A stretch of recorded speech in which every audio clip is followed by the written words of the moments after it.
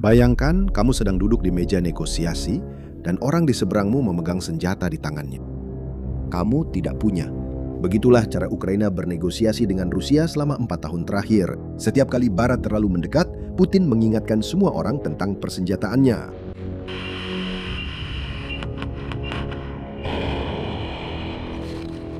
Dan strategi ini berhasil. Berhasil karena di sisi lain tidak ada senjata yang ditodongkan balik. Tapi tidak selalu seperti itu. Pada tahun 1994, Ukraina memiliki persenjataan nuklir terbesar ketiga di dunia. Ada 1.900 hulu ledak. Dan tahu apa yang terjadi? Mereka menyerahkan semuanya sebagai ganti selembar kertas. Pada tanggal 9 Agustus, surat kabar Inggris The Telegraph mengungkapkan sebuah dokumen yang sampai di meja Perdana Menteri baru Inggris. Dokumen yang jika menjadi kebijakan resmi akan menempatkan senjata kembali di tangan Ukraina untuk pertama kalinya sejak tahun 1994. Dan itu bukan tank, bukan rudal, bukan uang. Saya akan memberitahu Anda persis apa itu dan mengapa Ukraina menunggu 32 tahun untuk ini. Mari kita mulai langsung. Apa yang tertulis di dokumen itu? Inggris menawarkan sendiri persenjataan nuklirnya untuk melindungi Ukraina. Dengan kata lain, itu berarti jika Rusia menggunakan senjata nuklir terhadap Ukraina, Inggris akan membalas dengan senjata nuklir mereka. Dan ini punya sebuah nama. Ini disebut payung nuklir. Mungkin terdengar seperti kita sedang membicarakan sebuah perisai, tapi sebenarnya ini adalah hal yang berbeda. Ini adalah janji untuk membalas. Rencana itu telah diserahkan kepada Perdana Menteri Andy Burnham dan Penasihat Keamanan Nasionalnya. Dan itu tidak hanya mencakup Ukraina, itu juga mencakup Norwegia, Swiss, dan Balkan Barat di wilayah bekas Yugoslavia. Sekarang, kamu memperhatikan satu hal, tidak ada satupun dari negara-negara ini yang tergabung dalam NATO. Artinya, saat ini, tidak ada seorang pun di dunia yang diwajibkan untuk membela salah satu dari mereka. Ini akan menjadi pertama kalinya mereka memiliki sesuatu yang serupa. Klausul pertahanan dalam rencana ini bahkan disalin dari pasal 4 dan 5 NATO, yang terkenal, menyerang satu berarti menyerang semuanya. Tapi idenya tidak sesederhana itu. Ukraina akan punya beberapa hal untuk ditawarkan sebagai imbalan. Ukraina harus mempertahankan tentara raksasa sebagai tembok permanen melawan Rusia dan membuka teknologi drone mereka untuk orang Eropa. Dan inilah bagian yang tidak diduga siapapun. Inggris juga menginginkan sesuatu dalam kesepakatan ini, dan itu bukan dari Ukraina. Tapi sebelum saya tunjukkan harganya, kamu perlu memahami skala dari apa yang sedang ditawarkan. Lihat ini. Inggris adalah salah satu dari 3 negara NATO yang memiliki senjata nuklir. 2 lainnya adalah Amerika Serikat dan Prancis. Arsenal Inggris adalah yang terkecil dari ketiganya. Ada sekitar 225 hulu ledak secara total, menurut Bulletin of the Atomic Scientists. Dari jumlah itu, paling banyak 120 siap digunakan kapan saja. Dan, berbeda dengan yang lain, semuanya disimpan di bawah air. Itu karena Inggris Raya tidak memiliki rudal di silo, tidak memiliki pembom nuklir. Mereka memiliki 4 kapal selam kelas Vanguard, dan setidaknya 1 dari mereka selalu berada di laut di suatu tempat dalam keadaan bersenjata. Dari Laut Utara atau Baltik, kapal selam ini dapat menjangkau jantung Rusia, dan itulah yang sedang ditawarkan sekarang. Mari kita bicara soal harga. Orang yang menulis usulan ini adalah pria ini, Nick Boles, mantan anggota parlemen konservatif yang keluar dari partai karena Brexit. Dia tidak memiliki jabatan apapun saat ini, tapi dia punya sesuatu yang berharga, akses. Dan yang dia usulkan adalah, sebagai imbalan untuk semua itu, Inggris bisa kembali menjual ke Eropa tanpa tarif dan tanpa bea cukai. Itulah yang sebenarnya mereka hilangkan ketika keluar dari Uni Eropa saat Brexit. Dan mereka hanya menginginkan bagian baik dari kesepakatan itu. Tanpa menerima imigrasi, tanpa masuk ke zona euro, tanpa kembali ke blok tersebut. Artinya, mereka ingin kembali mendapatkan apa yang sudah mereka buang sendiri. Dan mereka membayarnya dengan persenjataan nuklir. Dan lihat, Boles tidak menyembunyikan niatnya. Dia mengatakan itu langsung kepada Telegraph. Dia bilang bahwa jika Inggris mencoba menegosiasikan akses perdagangan saja sendirian, mereka akan gagal. Tapi kalau permintaan itu dibungkus dalam sebuah proposal yang menyelesaikan masalah Ukraina, akan jauh lebih mudah untuk dijual. Menurutnya, bisa dijelaskan bahwa ini bukanlah kesepakatan Inggris yang egois. Sebenarnya, ini adalah kesepakatan yang bisa digunakan orang Eropa untuk menyelesaikan masalah mereka. Pada kenyataannya, mereka menggunakan kelangsungan hidup sebuah negara yang diserang sebagai bungkus kado untuk permintaan tarif. Dan ada satu angka yang menjelaskan mengapa orang Inggris sangat menginginkan kesepakatan ini. Sebuah studi dari ekonom Nick Bloom dari Universitas Stanford yang dilakukan bersama para ekonom dari Bank of England menghitung bahwa Brexit telah merugikan 6% dari ekonomi Inggris dalam 10 tahun. Bagi saya, itu bukanlah kemurahan hati. Ini adalah negara yang berhenti berkembang, mencoba mengubah satu-satunya hal yang benar-benar berharga yang masih dimilikinya menjadi alat tawar-menawar. Hanya saja, bagi Ukraina itu tidak terlalu penting. Kenyataannya adalah negara yang telah dipukuli selama 4 tahun oleh kekuatan nuklir tidak punya kemewahan untuk menolak perlindungan hanya karena motif pihak lain bersifat oportunis. Dia menerima dan berterima kasih. Sesederhana itu.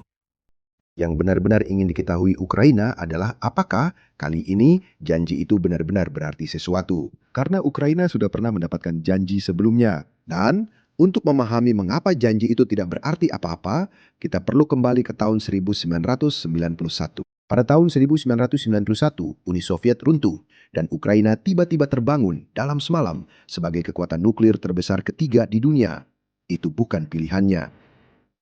Itu adalah senjata-senjata Soviet yang berada di wilayah Ukraina ketika semuanya berhenti. Sekitar 1.900 hulu ledak strategis. Kode peluncurannya dipegang oleh orang Rusia. Tapi senjata-senjata itu berada di tanah Ukraina. Dan itu memberi orang Ukraina kartu negosiasi yang tidak dimiliki negara baru manapun. Amerika Serikat dan Rusia ingin semua itu dibongkar. Dan mereka menekan bersama-sama. Ukraina bernegosiasi. Dan hasilnya ditandatangani pada tanggal 5 Desember 1994. Di Budapest, bersama Clinton dan Yeltsin, Presiden Ukraina Kuchma, dan Perdana Menteri Inggris John Major di meja yang sama.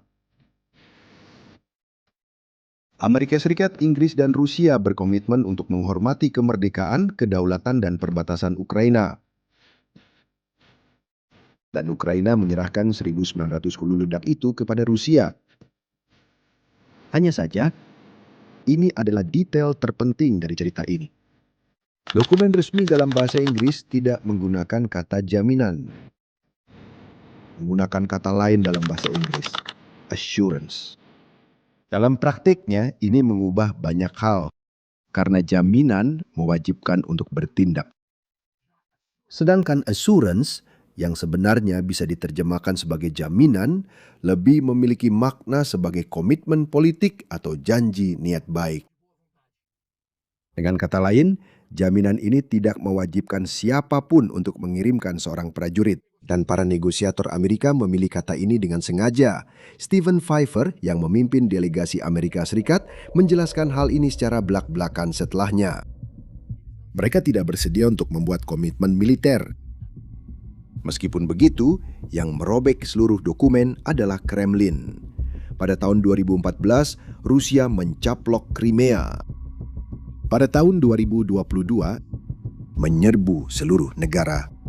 Dan tahu apa yang terjadi ketika Ukraina menagih isi perjanjian itu? Sebelum saya jawab itu, jangan lupa subscribe channel ini dan aktifkan loncengnya, karena kami mengikuti perkembangan perang Ukraina setiap minggu. Baik, jawabannya bisa Anda dengar langsung dari Zelensky sendiri. Pada Januari 2025, dia memberikan wawancara selama 3 jam kepada podcaster Amerika Lex Fridman. Dan dalam sebuah cuplikan, dia menghentikan semuanya untuk membicarakan Budapest. Dan saya ingin memahami seperti apa bentuknya. Jaminan keamanan seperti apa yang akan memuaskan Ukraina dan memuaskan Rusia? Ukraina, pertama-tama, membutuhkan jaminan keamanan. Kami sedang dalam bahaya. Itulah sebabnya mereka disebut seperti itu. Bagi saya, Ini bukan main-main. Dengarkan apa yang dia katakan. Dia menceritakan bahwa ada 5 penjamin, Amerika Serikat, Rusia, dan Inggris Raya. Lalu Prancis dan Tiongkok ikut bergabung. Mengenai Memorandum Budapest. Memorandum Budapest mencakup jaminan keamanan untuk Ukraina. Awalnya 3. Penjamin keamanan terpenting untuk Ukraina. 3 teman dan mitra strategis Ukraina. Ini tercantum dalam perjanjian. Amerika Serikat, Rusia, Inggris, Prancis, dan Tiongkok bergabung. Ada 5 negara. Dan kemudian dia berkata dengan jelas bahwa ada sebuah kata dalam bahasa Inggris di sana, kata assurance itu. Dan dia melanjutkan dengan mengatakan, itu bukan jaminan keamanan sama sekali. Ini bahkan bukan jaminan keamanan. Sekarang kita mengerti bahwa ini bukan jaminan keamanan. Karena di satu sisi, ini adalah jaminan keamanan. Tapi ada kata dalam bahasa Inggris, sejauh yang saya pahami, assurance. Itu diterjemahkan sebagai assurance. Assurance kan? Dan dokumen itu juga mengatur konsultasi. Jika integritas teritorial Ukraina dilanggar misalnya, semua penanda tangan harus berkumpul. Zelensky mengatakan bahwa Ukraina telah mengirimkan surat-surat itu 3 kali. 1 kali setelah Crimea, lalu setelah Donbas. Dan lagi pada Februari 2022 saat negara itu diserang secara langsung. Dan tahu apa yang terjadi? Hening. Tidak ada yang menjawab, tidak ada yang muncul, tidak ada konsultasi yang terjadi. Dan dia merangkum apa yang tersisa dari itu semua dengan sebuah gambaran yang tidak bisa hilang dari kepala saya. Dia menyebutnya kereta yang penuh dengan kertas bekas. Di gerbong pertama ada Memorandum Budapest. Di gerbong kedua ada Perjanjian Minsk. Itulah sebabnya usulan Inggris menarik bagi orang-orang Ukraina, meskipun ada label harga yang menempel padanya. Setelah 32 tahun, Ukraina tidak mau lagi kertas. Ukraina ingin seseorang yang bersenjata, menyebut namanya dengan lantang. Dan lihat, Ukraina bukan satu-satunya yang sampai pada kesimpulan itu. Ada negara di Eropa Utara yang tidak menunggu usulan dari siapapun dan menyelesaikan masalahnya sendiri pada bulan Juni. Saya akan tunjukkan di akhir, karena itulah bagian yang paling membuat Kremlin kesal. Sebelumnya, ada satu pertanyaan jelas yang tersisa di sini. Kenapa Inggris? Kenapa bukan Amerika Serikat yang punya persenjataan terbesar di dunia? Dan jawaban atas itu muncul pada bulan Mei di Jerman. Pada tanggal 1 Mei tahun ini, Pentagon mengumumkan akan menarik 5.000 tentara Amerika dari wilayah Jerman. Dan perhatikan kata yang digunakan oleh juru bicara utama Pentagon dalam pernyataan resminya. Dia tidak menulis Sekretaris Pertahanan, dia menulis Sekretaris Perang. Dan ada alasan di balik itu. Kanselir Jerman Friedrich Merz mengatakan kepada sekelompok mahasiswa bahwa Amerika Serikat sedang dipermalukan oleh para negosiator Iran. 24 jam kemudian, lihat apa yang dikatakan Trump tentang dia. Itu adalah Presiden Amerika Serikat mengkritik keras pemimpin negara terbesar di Uni Eropa di depan pers, duduk di Gedung Putih. Maksud saya, dia melakukan pekerjaannya dengan sangat buruk. Dia punya masalah imigrasi, dia punya masalah energi, dia punya segala macam masalah. Dan dia punya masalah besar dengan Ukraina. Dan pada hari berikutnya diumumkan penarikan pasukan. Perhatikan seberapa besar ini. Jerman menampung sekitar 35.000 personel militer Amerika. Kehadiran Amerika Serikat terbesar di Eropa. Menurut Reuters, 1 brigade tempur penuh akan ditarik dan 1 unit rudal jarak jauh yang seharusnya dikirim pada akhir tahun dibatalkan. Kehadiran tersebut kembali seperti sebelum Rusia menginvasi Ukraina. Dan Trump sudah memperingatkan bahwa Spanyol dan Italia bisa menjadi yang berikutnya. Sekarang mungkin ada yang bilang bahwa mengurangi pasukan di Eropa itu masuk akal, bahwa itu adalah warisan perang dingin dan itu adalah argumen yang jujur. Tapi dengarkan orang ini. Ini adalah Sean Bell, analis militer dari Sky News. Dia pernah bertugas selama 10 tahun di Jerman, dan dia setuju bahwa mengurangi pasukan memang masuk akal. Tapi poinnya berbeda, dan itulah poin yang penting. Masalahnya bukan apa yang dilakukan, melainkan bagaimana caranya. Akhirnya, ini dilakukan sebagai respon langsung terhadap kritik dari seorang sekutu. Dan inilah yang membuka celah besar di NATO. Menurut dia, itu membuat aliansi terlihat terpecah dan mendorong Rusia serta Tiongkok. Menurut Washington Post, NATO sendiri menyatakan bahwa mereka masih berusaha memahami rincian dari rencana ini. Dengan kata lain, sekutu-sekutu tidak diajak berkonsultasi terlebih dahulu oleh Amerika. Mereka hanya diberitahu saja. Itulah sebabnya Bowles menulis usulannya. Argumen utama yang dia gunakan adalah tidak ada yang bisa menjamin bahwa Presiden Amerika, baik sekarang maupun 10 tahun lagi, akan membela Eropa seperti membela wilayahnya sendiri.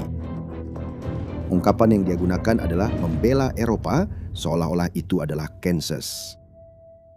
Sekarang ada kelemahan besar dalam usulan Inggris ini dan saya tidak akan menyembunyikannya darimu. Rudal Trident yang ada di dalam kapal selam Inggris itu bukan milik Inggris. Mereka disewa dari persediaan bersama dengan Angkatan Laut Amerika. Dan kapal selam Inggris secara berkala kembali ke pangkalan Amerika Serikat di Kings Bay, negara bagian Georgia, untuk perawatan. Orang Inggris bisa menembakkan rudal itu tanpa harus meminta izin kepada siapapun.